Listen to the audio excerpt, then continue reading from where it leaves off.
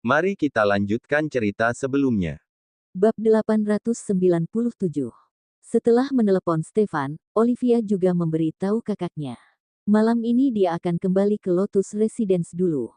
Dia akan bicara baik-baik dengan Stefan. Oleh karena itu, dia akan pulang ke rumah kakaknya agak malam. Nggak masalah, aku akan tetap bukakan pintu untuk kamu nggak peduli seberapa malam kamu pulang, kata Odelina. Selesai menelepon, Olivia tidak langsung kembali ke toko. Dia berjalan sendirian di jalan depan sekolah, lalu menyusuri tepi sungai. Pada saat menikmati angin dingin menerpanya, pikirannya perlahan-lahan menjadi lebih tenang. Hal terpenting di hadapan Olivia dan Stefan saat ini bukanlah Olivia marah atau tidak, melainkan kesenjangan nyata antara dirinya dan Stefan. Setelah cukup lama berjalan, dia baru menyadari kalau dia telah berjalan terlalu jauh. Pada saat Olivia berbalik, dia melihat Junia yang sedang mengikutinya dari kejauhan. Dia tercengang seenak, lalu berjalan ke arah Junia. Aku nggak akan berpikiran pendek. Junia tersenyum dan berkata, aku tahu kamu nggak akan. Aku hanya berpikir kalau kamu butuh sesuatu, kamu tinggal panggil. Aku bisa dengar. Olivia dan Junia saling menatap sebentar.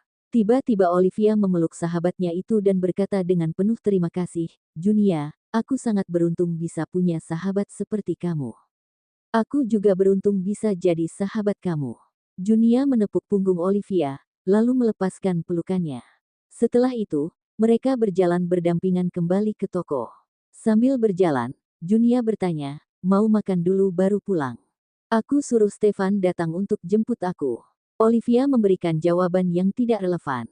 Junia menatapnya dan bertanya lagi, kamu sudah putuskan akan maafkan dia. Aku hanya marah padanya, bukan benci padanya. Hal yang harus aku hadapi adalah kesenjangan antara aku dan dia. Aku ingin bicara baik-baik dengannya. Junia bergumam pelan, kalian memang harus bicara baik-baik. Komunikasi memang sangat penting dalam sebuah hubungan. Olivia mengangguk setuju. Stefan datang ke toko dengan sangat cepat. Pria itu tidak datang sendiri, melainkan bersama Reiki. Reiki datang untuk mengajak Junia makan malam. Reiki dan Junia melihat Olivia masuk ke dalam mobil Stefan, lalu melihat mobil itu pergi. Reiki pun menyenggol tangan Junia dan bertanya, mereka berdua sudah baikan. Aku lihat Stefan sejak keluar dari kantor senang bukan main seperti menang lotre saja. Jalan kaki saja cepat banget. Jumlah uang menang lotre juga nggak akan sebanyak uang tabungannya sendiri. Dia nggak mungkin sesenang itu. Olive mau bicara dengannya. Kalau mau baikan dan kembali seperti dulu, mungkin nggak akan secepat itu. Tapi tetap harus diselesaikan. Aku sudah bilang, Olivia nggak akan lari dari masalah. Dia hanya butuh waktu untuk tenangkan diri dan memikirkan cara selesaikan masalah. Benar, kamu yang paling cantik. Semua yang kamu katakan pasti benar, puji Reiki. Kata-katamu itu lebih seperti ejekan, bukan pujian. Sejak kapan aku bicara dengan mengandalkan penampilanku? Lagi pula, aku nggak berani bicara dengan mengandalkan penampilan di depan orang-orang seperti kalian. Maaf, aku salah. Aku yang salah ngomong. Reiki tertawa dan berkata, ayo, aku traktir kamu makan hotpot. Ajak Alex. Oke, kata Reiki. Siapa suruh Reiki mendekati calon adik ipar dulu? Sekarang calon adik ipar malah jadi obat nyamuk. Reiki kena batunya sendiri. Lotus Residence. Olive, kamu nonton TV dulu. Aku yang masak. Begitu masuk ke dalam rumah, Stefan langsung melepas jasnya. Kemudian, dia pergi ke dapur dan mengambil celemek dari gantungan di belakang pintu. Setelah memakai celemek, dia berkata lagi, selesai makan kita baru bicara. Setelah menerima telepon dari Olivia, Stefan menelepon Bilesti terlebih dahulu. Dia meminta Bilesti untuk membantunya membeli sayur dan mengantarkannya ke rumah.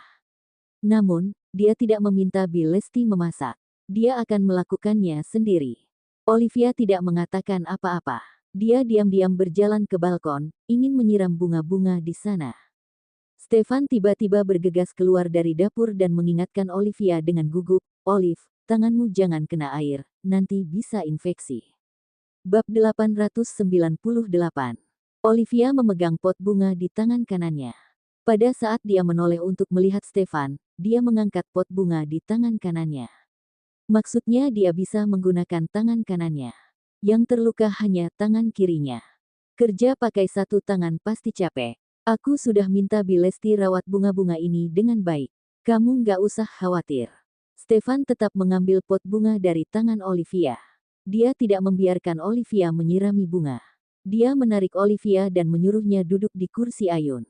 Kamu paling suka duduk di sini. Kamu duduk di sini saja.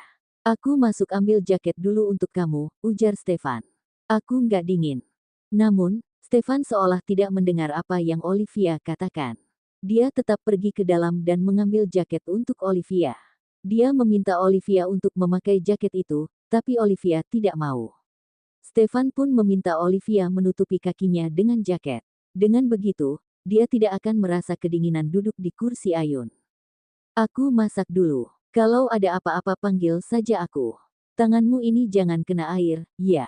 Stefan mengingatkan Olivia berulang kali. Setelah itu, dia baru kembali ke dapur dan menyiapkan makan malam untuk mereka berdua. Olivia duduk di kursi ayun sebentar. Kemudian, dia berdiri dan kembali ke dalam rumah. Dia berdiri di depan pintu dapur sambil memperhatikan Stefan yang sedang sibuk menyiapkan makan malam. Saat melihat pria itu, Olivia memikirkan kembali setiap hal kecil di masa lalu. Kalau mengesampingkan masalah pria itu menyembunyikan identitasnya dari Olivia, sebenarnya pria itu sangat baik pada Olivia dalam kehidupan sehari-hari mereka. Pria itu semakin perhatian padanya. Di antara mereka juga ada momen-momen romantis. Setelah melihat pria itu sejenak, Olivia berbalik dan pergi. Dia duduk di sofa dan menyalakan TV. Namun, dia tidak bisa menonton TV dengan tenang. Stefan akan menjulurkan kepalanya sesekali untuk melihat apa yang Olivia lakukan. Sebenarnya, Stefan sangat gugup. Dia sama sekali tidak tahu apa yang ingin Olivia bicarakan dengannya. Dia juga tidak tahu keputusan apa yang akan perempuan itu ambil. Stefan menertawakan dirinya sendiri di dalam hati. Setelah bertemu dengan Olivia, dia telah kehilangan kemampuan mengendalikan diri. Setelah lebih dari 1 jam, Stefan selesai menyiapkan makan malam yang sederhana. 3 jenis sayur dan 1 sup. Tidak peduli sayur atau sup, semua itu kesukaan Olivia. Stefan mengambil semangkuk sup untuk Olivia. Kemudian, dia juga mengambilkan nasi dan sayur untuk Olivia. Setelah itu, dia baru menyerahkan sumpit kepada Olivia. Olivia menatapnya lalu berkata, "Stefan, kamu jangan terlalu baik padaku. Dasar kamu ini, kamu istriku, kalau nggak baik padamu, aku baik pada siapa lagi? Aku takut, aku akan mengecewakan kamu. Nggak apa-apa. Mau itu harapan atau kekecewaan, aku bisa terima. Selama kamu nggak minta cerai, nggak pergi tinggalkan aku bisa terima semuanya. Kamu mau tinggal berapa lama di rumah Kak Odelina, aku akan tetap menunggumu. Olive, selama kamu masih ingat suamimu ini sedang menunggumu pulang, aku sudah merasa puas." Olivia mengambil sayur untuk Stefan dan berkata, "Makan dulu." Stefan senang bukan main, "Sayang, aku bisa ambil sendiri. Tanganmu masih sakit, seharusnya aku yang rawat kamu. Tangan kiriku yang luka. Nggak pengaruhi tangan kananku ambil sayur.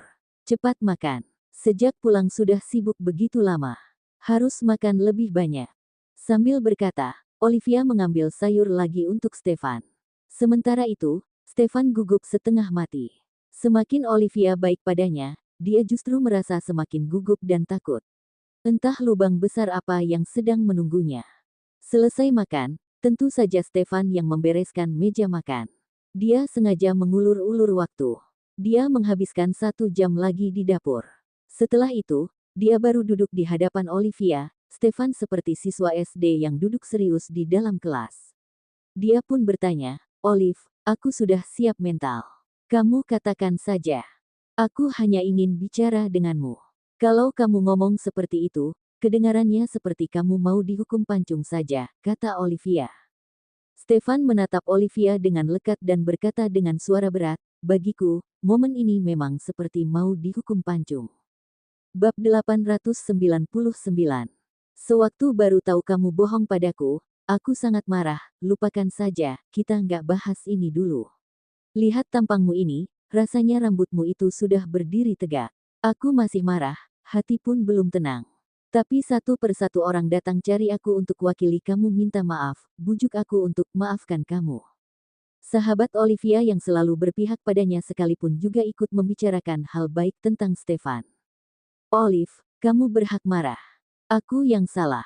Aku seharusnya nggak sembunyikan hal ini darimu begitu lama. Aku nggak punya keberanian untuk mengatakan yang sebenarnya di depanmu langsung. Aku bahkan memilih cara lain untuk beritahu kamu. Yose yang kasih aku ide buruk ini.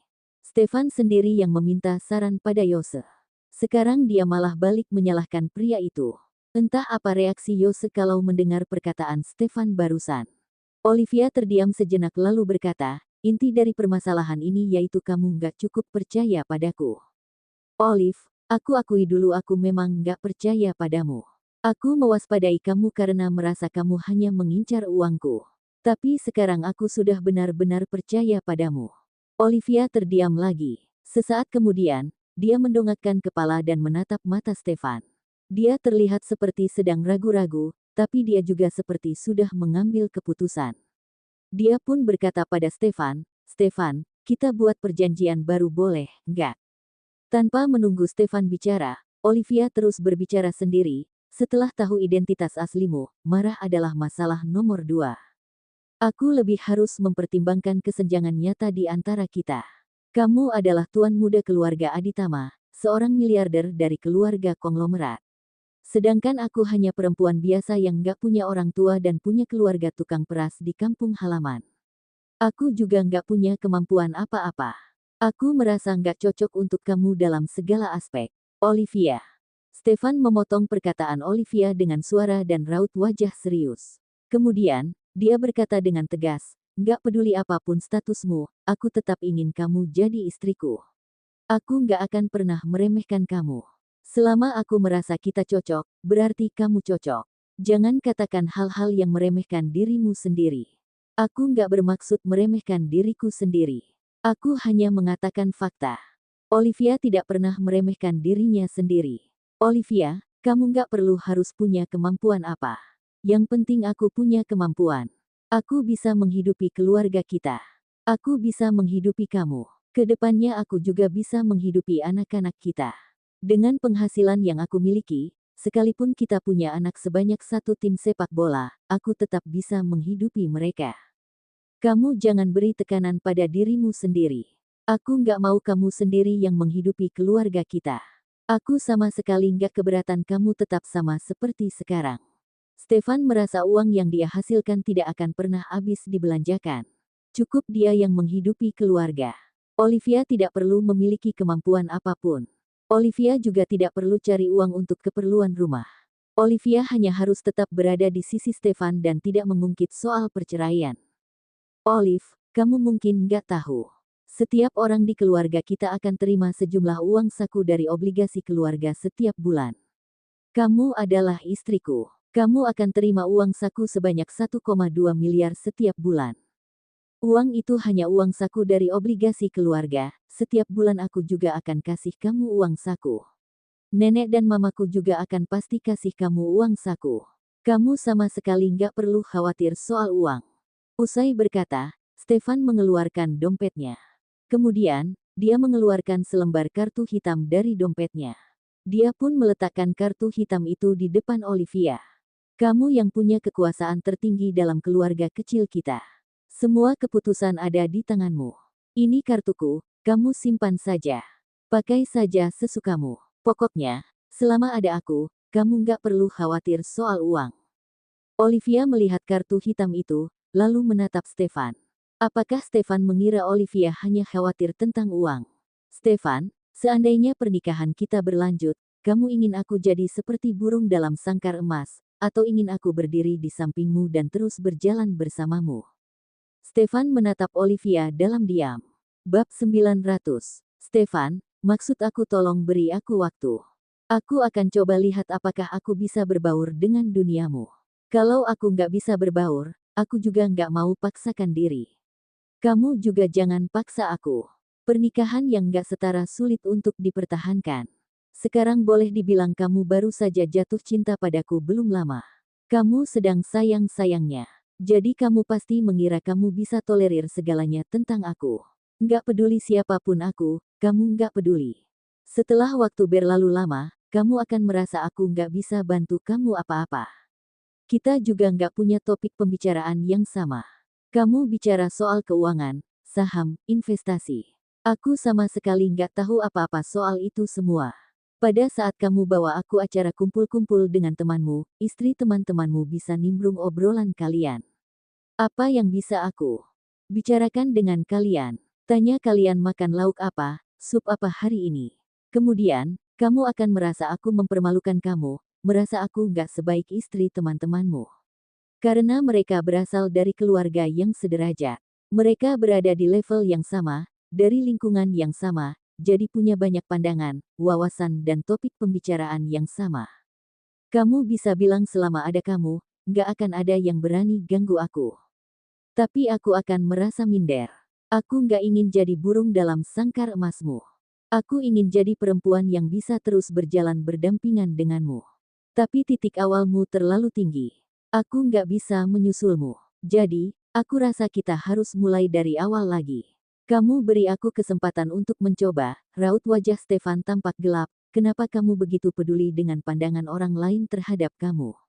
Aku sudah bilang, aku mampu menghidupi kamu dan keluarga kita. Kamu hanya perlu tetap seperti sekarang. Nggak usah peduli orang mau ngomong apa. Mereka hanya iri sama kamu, cemburu karena kamu bisa menikah denganku. Teman-temanku nggak akan memandang rendah kamu. Kamu nggak mengerti soal keuangan.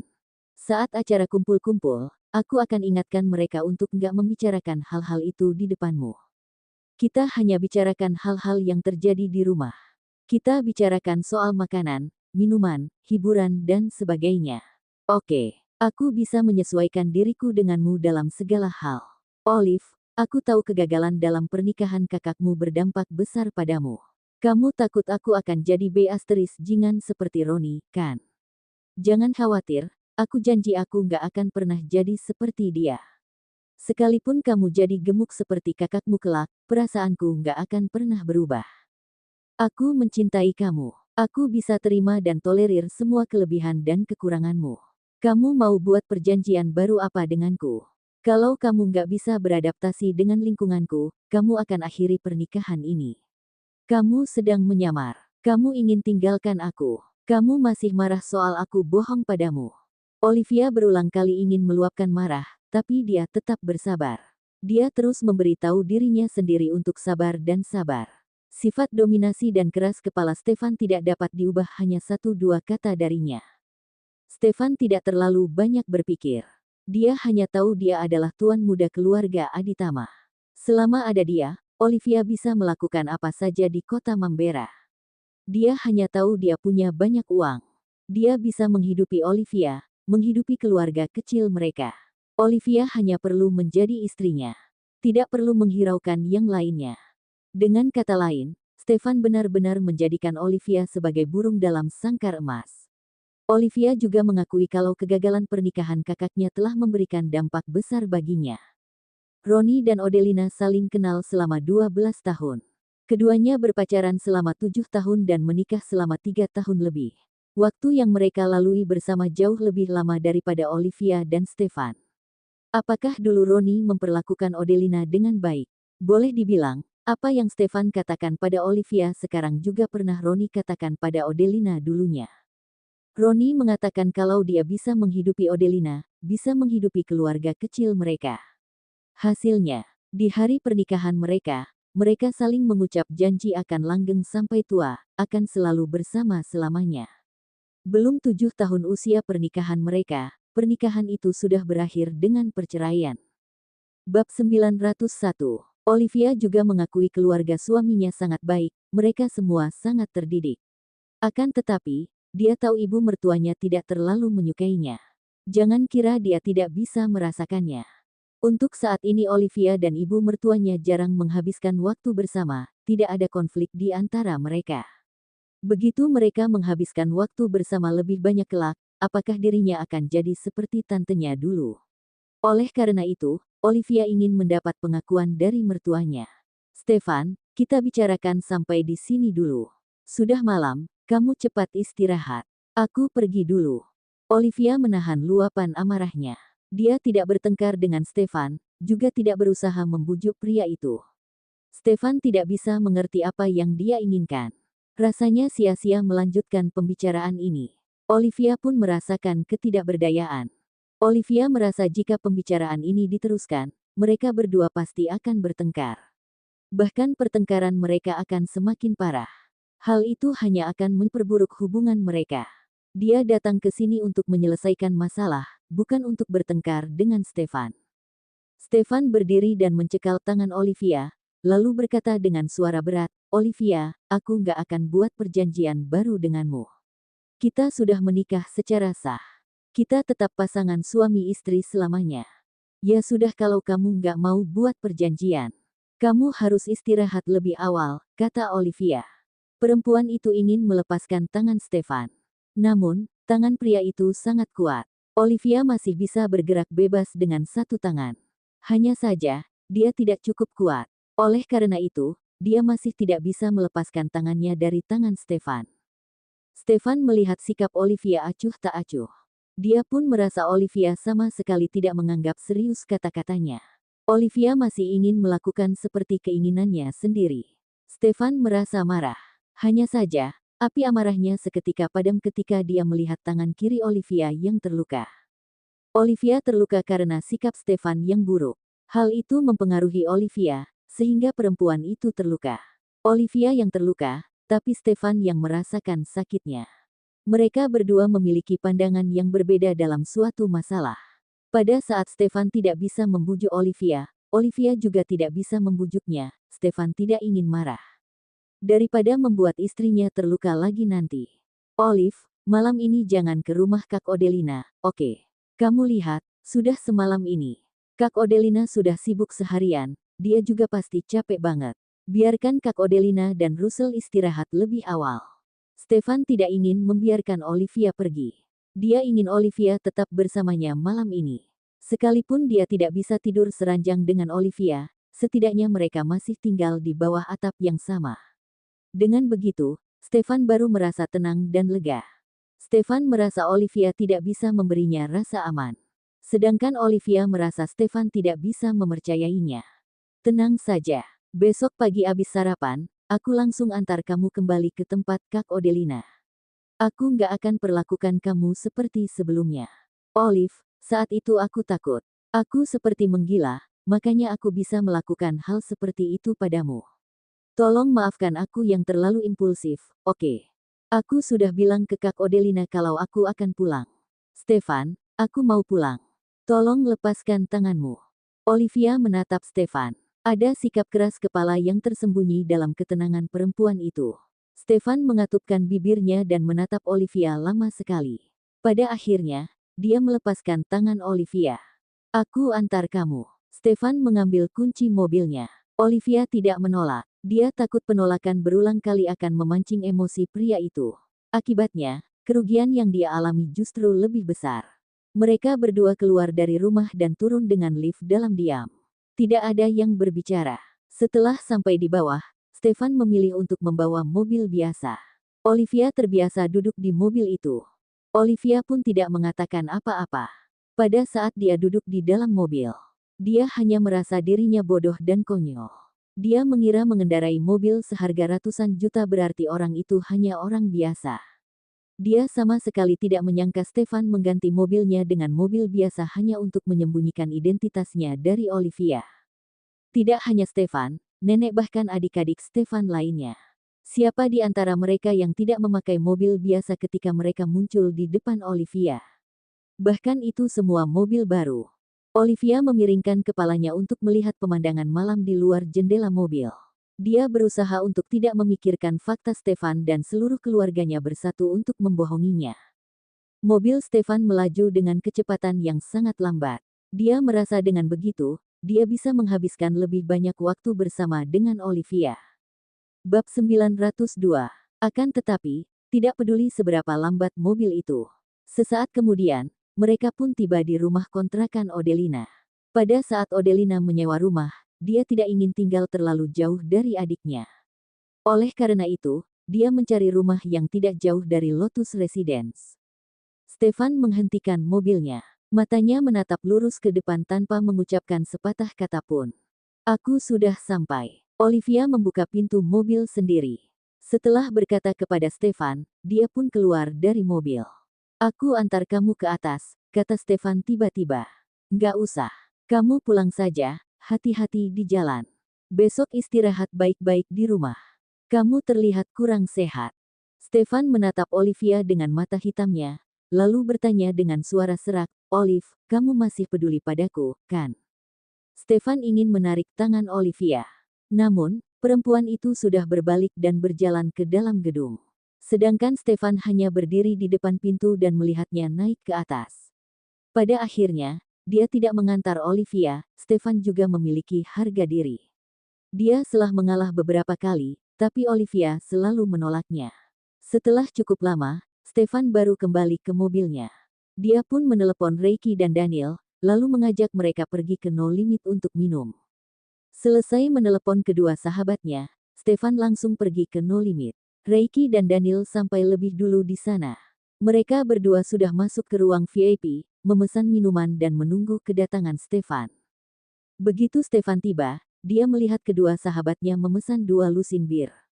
Dia pun berkata, di bar ini nggak ada minuman yang lebih bagus, atau kalian yang nggak punya uang untuk beli minuman yang bagus.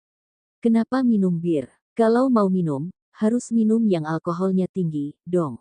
Semakin tinggi semakin bagus. Malam ini kita pantang pulang sebelum mabuk. Besok akhir pekan, mereka bisa tidur seharian penuh. Aku akan temani kalian. Tapi aku nggak boleh minum. Dari kita bertiga harus ada satu orang yang nggak minum sama sekali. Kalau nggak, siapa yang antar kalian pulang nanti? Kata Reiki. Selain itu, besok aku harus temani Junia makan di rumah tantenya.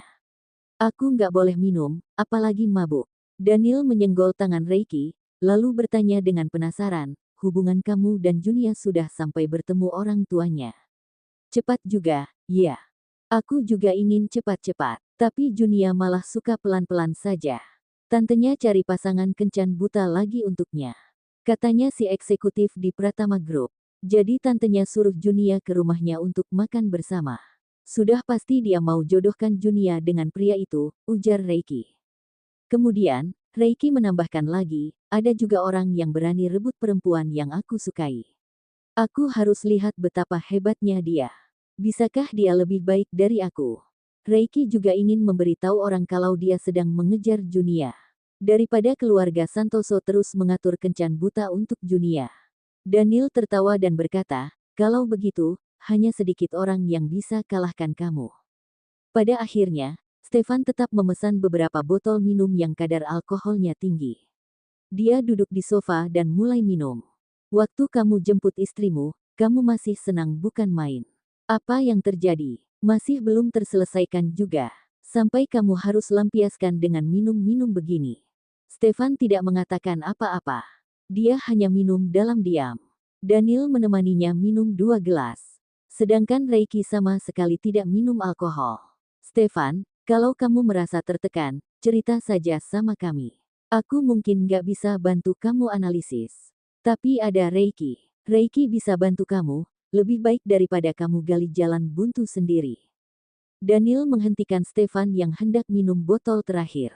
Dia mengerutkan kening dan berkata, sudah, jangan minum lagi. Kalau kamu minum lagi, kamu pasti bakal mabuk berat. Stefan justru menepis tangan Daniel. Dia mengambil botol minuman dan mengisi gelasnya sampai penuh lagi. Akan tetapi, dia tidak minum minuman dalam gelas, melainkan dari botolnya langsung. Dia meneguk semua cairan dalam botol itu sampai habis. Setelah itu, dia melepaskan tangannya yang memegang botol. Botol itu langsung jatuh ke lantai dan pecah. Tiba-tiba, dia menghempaskan semua botol dan gelas di atas meja ke lantai. Semua botol dan gelas itu pecah dan menimbulkan suara keras. Hal itu membuat bartender yang berada di depan pintu terkejut. Bartender itu langsung membuka pintu untuk melihat situasi di dalam ruangan. Begitu melihat Reiki dan yang lainnya, bartender itu cepat-cepat keluar dan menutup pintu ruangan itu. Bab 903. Setelah Stefan menghempaskan semua botol dan gelas di atas meja, dia telungkup di atas meja itu dan bergumam, Olivia, Olivia. Aku bukannya nggak bisa hidup tanpamu. Reiki dan Daniel pada awalnya tidak mengerti apa yang Stefan katakan. Stefan bergumam berulang kali. Akhirnya, Reiki mencondongkan tubuhnya lebih dekat. Dia pun bisa mendengar dengan jelas pria itu berkata, "Olivia, aku bukannya nggak bisa hidup tanpamu." Dia ngomong apa? Melihat ekspresi Reiki yang aneh, Daniel pun bertanya dengan penasaran. Reiki berdiri tegak, lalu menatap Stefan yang sudah mabuk. Kemudian, dia berkata pada Daniel, sejak Stefan melakukan pernikahan dadakan, dia sudah mabuk beberapa kali karena Olivia. Pada awalnya, Stefan dan Olivia menandatangani sebuah perjanjian. Sikap Olivia yang acuh tak acuh membuat Stefan tertekan. Saat itu, Stefan minum dengan kedua sahabatnya sampai mabuk. Dimas menyamar sebagai sopir pengganti dan mengantarnya pulang. Dimas muncul di depan Olivia secara terbuka. Masih saja bilang bisa hidup tanpa Olivia. Hehehe. Reiki menertawakan sahabatnya yang sudah mabuk itu. Coba saja ngomong seperti itu di depan Olivia. Untuk apa kamu ngomong di depan kami berdua? Kalau kamu berani ngomong di depan Olivia kalau kamu bisa hidup tanpanya, aku ganti nama belakangku, deh. Stefan tiba-tiba berdiri. Dia langsung memegang bahu Reiki dan mengguncangnya dengan kuat. Dia bahkan berteriak, "Olivia, apalagi yang kamu inginkan dariku? Aku sudah tahu aku salah, aku juga sudah minta maaf padamu. Kamu mau tinggal di rumah kakakku, aku juga biarkan kamu pulang. Apalagi yang kamu inginkan? Asal tahu saja, selama aku mau, ada banyak perempuan di luar sana yang ingin menikah denganku. Istriku nggak harus kamu."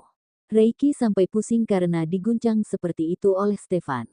Setelah mendengar omong kosong sahabatnya itu, Reiki spontan berkata, "Kalau kamu bisa hidup tanpa Olivia, kamu ceraikan saja dia dan nikahi perempuan lain. Jangan harap untuk cerai. Aku nggak akan pernah ceraikan kamu. Kamu milikku. Kamu milikku selamanya. Aku hanya inginkan kamu. Hanya kamu, aku hanya inginkan kamu. Aku nggak akan biarkan kamu pergi. Aku nggak mau tanda tangani perjanjian lagi. Jangan pernah ungkit soal perjanjian lagi denganku. Perjanjian itu sudah lama aku bakar dan buang ke saluran pembuangan air. Kamu akan jadi istriku selamanya."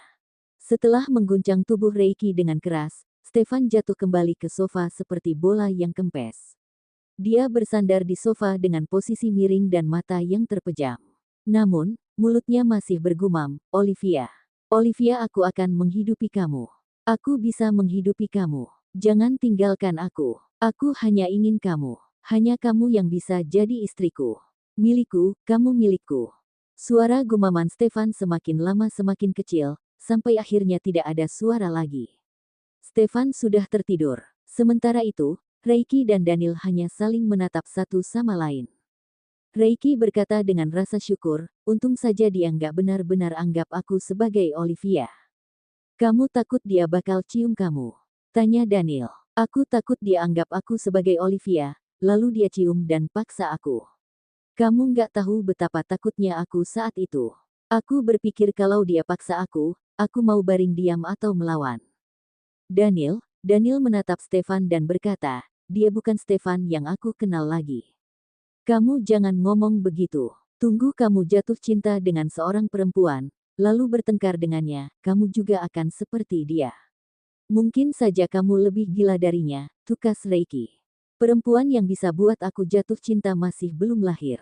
Jadi aku hanya akan lihat kalian pacaran, menikah, lalu jadi papa." Daniel telah melihat banyak wanita, tapi tidak ada satupun dari mereka yang bisa membuatnya jatuh cinta dan membuatnya ingin menikah. Sekarang Stefan dan Reiki telah memiliki perempuan yang mereka sukai. Meskipun keduanya memiliki masa-masa indah, mereka juga mengalami masalah. Dulu Stefan begitu tenang dalam menghadapi masalah. Sejak kapan dia akan lepas kendali seperti malam ini? Oleh karena itu, lebih baik tetap melajang. Setidaknya, Daniel merasa hidupnya lebih tenang. "Kamu terlalu melebih-lebihkan. Mungkin saja perempuan yang bisa buat kamu jatuh cinta ada di sekitarmu. Sudah, cepat bantu aku papa orang mabuk ini. Bawa dia ke mobilku. Aku akan antar dia pulang. Kamu bisa pulang sendiri. Aku bisa naik taksi sendiri." Daniel membantu Reiki memapah Stefan sambil berkata, "Dia sudah mabuk begini. Kamu bawa dia pulang pun gak ada yang jaga dia. Bagaimana kalau dia tidur di lantai sepanjang malam? Bisa masuk angin nanti." Cerita bersambung.